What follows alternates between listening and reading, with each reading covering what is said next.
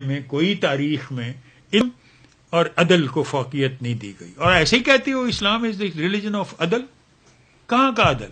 آپ کہاں کا عدل کرو گے؟ خلفائے یہ جس وہ خلیفہ جو ہے اس کے متعلق یہ کنٹروورشل ہے گو. یہ خلیفہ کے زمانے میں جب اس کو گرفتار کیا ہے ابو حنیفہ کو، جب اس نے کہا تھا میں بغداد کا بن جاؤ وزیر کیا چیف جسٹس، تو اس نے کہا نہیں میں نہیں بنتا، میں اس قابل نہیں ہوں. تو خلیفہ نے کہا کہ تم جھوٹ بول رہے ہو. کہ جو آپ خود کہہ رہے ہو میں جھوٹ بول رہا ہوں، تو میں کیسے بن سکتا ہوں چیف جسٹس جو جھوٹ بولتا ہوں کیسے؟ تو اس پر غصے میں آ کے اس کو قید کر دیا، وہیں مرے. بھر ابو یوسف جس وقت بنے اس کو کہہ دیا بن جاؤ. ابھی یوسف سے جو فتویٰ انہوں نے دلوایا اس خلیفہ صاحب نے، وہ اس پر کنٹروورشل ہے. ابھی ایک فرینچ سپیکنگ مراکن نے کتاب لکھی ہے اجتہاد پر. اس میں اس نے فرمایا ہے یہ خلیفہ صاحب جو تھے ان کا دل آ گیا ایک کنیز پر، جیسے اس زمانے میں ہوتا تھا. اس کنیز نے آگے سے کہا کہ جی آپ کا والد صاحب میرے ساتھ ہم بستری کر چکے ہیں، تو میرا رتبہ تو آپ کی ماں کی طرح کا ہے. وہ کہنے لگا نہیں میں نے تو ہم بستری تم سے کرنی ہے، ہمارا تمہارے پر دل آیا ہوا ہے. تو کہنے لگے جی اس کے لیے تو فتوے کی ضرورت ہوگی. تو ابو یوسف سے منسلک کیا جاتا ہے کہ انہوں نے فتویٰ دیا کہ جو بھی اول الامر کہے اس کو جو کنٹراڈکٹ کہے وہ غلط ہے، اول الامر صحیح ہوگا، کیونکہ اس کی اطاعت قرآن اور یعنی خدا اور رسول کے بعد فرض ہے. اچھا اب یہ اول الامر کی اطاعت ہی کے سبب ہمارا عدلیہ ہمیشہ زیر رہا ہے انتظامیہ کے. آپ جائیں ذرا ہسٹری میں جائیں، کرٹیکل نقطہ نگاہ سے دیکھیں ہسٹری کو. یہ تو اقبال نے بھی نہیں کیا جس طرف میرا ذہن جاتا ہے. میں تو محسوس کرتا ہوں کہ خلفائے راشدین کے زمانے میں بھی بعض صحابی اتنے طاقتور تھے کہ وہ کورٹ کو اپنی مرضی کے مطابق فیصلے وہاں سے فتوے لے لیتے تھے. حتیٰ کہ حضرت علی کو ناظر المظالم کا کورٹ قائم کرنا پڑا جس میں خود بیٹھتے تھے. Why would the fourth caliph create a new court called ناظر المظالم، یعنی ظلم پر ریویو کرنے والا، ظلم پر نظر ثانی کرنے والا. یہ ظلم 3 خلیفوں کے زمانے میں کس طرح ہو سکتا ہے؟ آپ تصور کر سکتے ہو؟ رسول اللہ نے آنکھیں بند کی تو یہ صورت ہو گئی.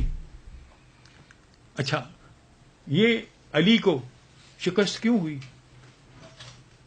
عائشہ انہوں نے مقابلے میں کیوں آ گئی؟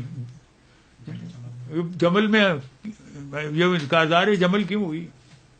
یہ مکے میں کیوں تھی جس وقت عمر کا علی کا انتخاب ہوا؟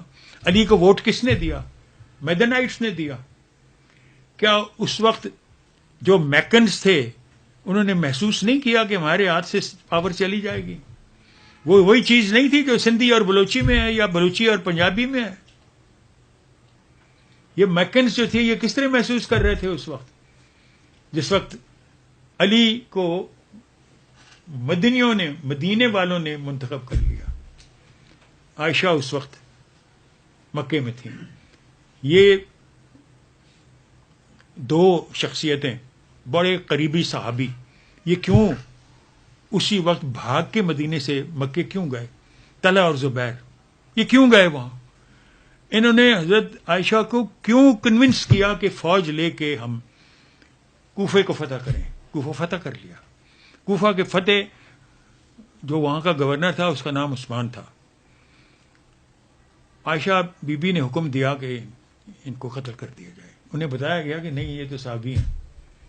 فرمایا کہ ان کی داڑھی میں سے ایک ایک بال جو ہے وہ کھینچ دیا گیا. یہ تبری کی تاریخ ہے. اب تبری کی تاریخ کے متعلق دوسرے یہ فرقہ یہ کہتا ہے کہ یہ شیعہ سمپتھیٹک ہے. اب تاریخ کو اگر ہم یہ کہنا شروع کر دیں کہ یہ شیعہ باعث سے لکھی گئی ہے، یہ سنی باعث سے لکھی گئی ہے، تو آپ کس حد تک سمجھیں گے؟ آپ آگے چلے گئے.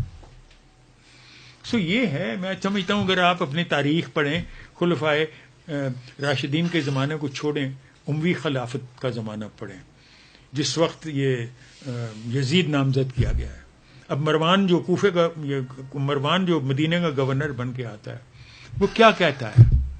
وہ کیسا استدلال پیش کرتا ہے جو کہ ایک طرح سے شیطانی استدلال ہے رحمانی کی بجائے. وہ کہتا ہے کہ امیر المومنین معاویہ نے اپنے بیٹے یزید کو اپنا ولی عہد منتخب کیا ہے following the tradition of Abu Bakr and عمر.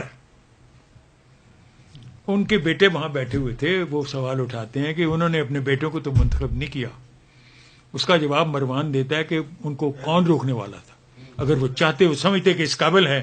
اب ابو بکر سمجھتا میرا بیٹا اس قابل ہے تو اس کو مقرر کر سکتا. عمر سمجھتا میرا بیٹا اس کو ہے، وہ کر سکتا تھا، کون روکتا تھا؟ لیکن یزید کو امیر المومنین سمجھتا ہے کہ وہ قابل ہے، اس کو مقرر کر دیا. جواب ہو گئے. تو یہ ہے شیطانی استدلال رحمانی کے مقابلے میں. جس طرح مولانا روم کہتے ہیں کہ ایک ادلال شیطانی ہے، ایک ادلال رحمانی ہے.